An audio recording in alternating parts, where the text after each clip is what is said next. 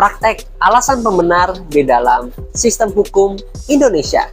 Sobat BIP, kita mengenal istilah alasan pembenar dan alasan pemaaf di dalam bab 3 buku 1 Kitab Undang-Undang Hukum Pidana.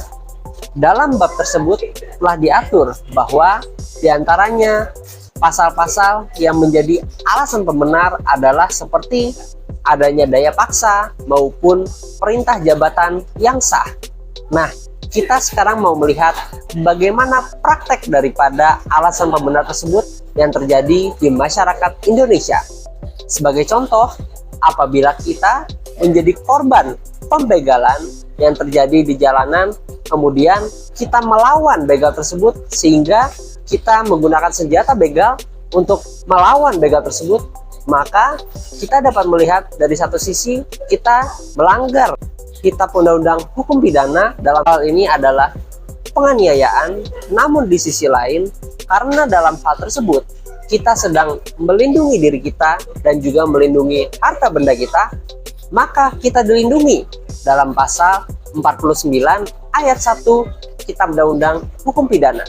Selain itu, jika ternyata di dalam pembegalan tersebut ada teman kita yang menjadi korban, tentunya itu akan menciptakan shock pada kita yang luar biasa.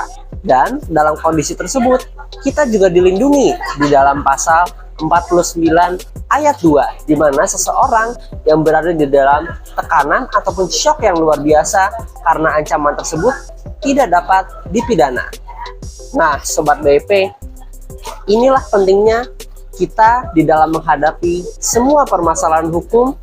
Kita memiliki penasihat hukum yang tidak hanya kompeten, namun juga bekerja dengan tulus dan sepenuh hati.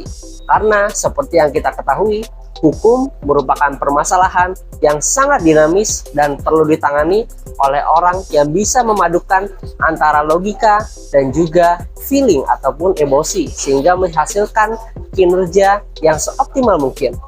Contoh nyata yang kita lihat akhir-akhir ini adalah bagaimana Barada Richard Eliezer dibela oleh penasihat hukumnya, yaitu Roni Talapesi dan juga kawan-kawan penasihat hukum lainnya. Bagaimana mereka bekerja sepenuh hati sehingga kemudian dengan dipadukan dengan pemikiran dan kompetensi mereka dapat menciptakan pembelaan yang pada akhirnya meringankan hukuman yang dijatuhkan kepada Richard Eliezer. Sobat BIP, mau bahas apa lagi? Komen di bawah ya.